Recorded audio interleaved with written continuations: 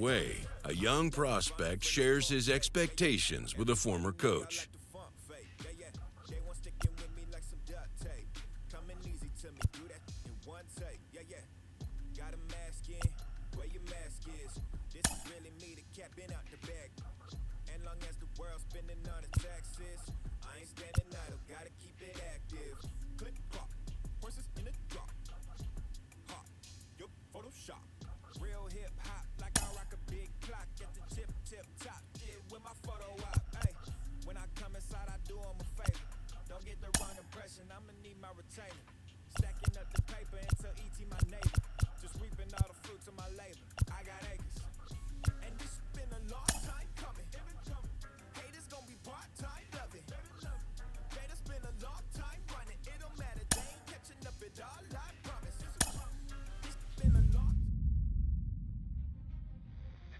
Carlos, you lived that in your baseball career. What's his world like?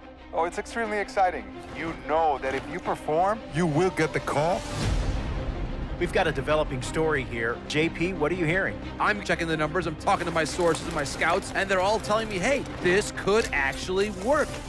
Most of us mere mortals, when we were that age, we were barely chewing gum and walking at the same time, let alone playing the hardest game there is. Let's see if he's pumping up mentally here to adapt. That's what good players do. That dream of getting the big leagues is now becoming reality with that one phone call.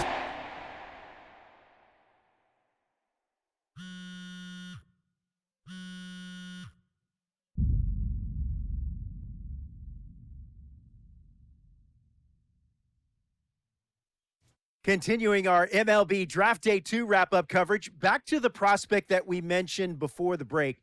There was some surprise, even some criticism of the front office over how early he went off the board. Jonathan Mayo, what do you think of this pick? Man, I don't think any of us saw this one coming. This definitely feels like a reach to me. I had him more as a day 3 kind of guy. There was a split camp. A lot of scouts disagreed whether he's better as a pitcher or better as a hitter. I'm guessing the team felt that he's got potential on both sides of the ball, and maybe that adds some value to him. But this made me scratch my head a little bit for sure. All right, Jonathan Mayo, thanks. What about you, Jim Callis? Was this a head-scratcher or the reach of the draft, as some of the other analysts have suggested? Yeah, I talked to somebody with the team, and they're excited to get this guy. This is a guy they really want. And the 2 points the club made to me were, one, this whole debate, is he a hitter, is he a pitcher, what are you going to do with him? There was a lot of confusion. This team isn't confused. This team feels like he's got very good potential as a hitter and as a pitcher. They may even try to play him both ways. And they felt like there were a couple other teams that were starting to sniff around this guy. And, this isn't the NFL or NBA draft where you can trade down to get a guy you want. If you want a guy, you have to take him because there's no trades. And they felt like if they didn't take him where they did, somebody else was going to get them. And they just absolutely did not want that to happen. Jim Callis, we appreciate the time. Thanks.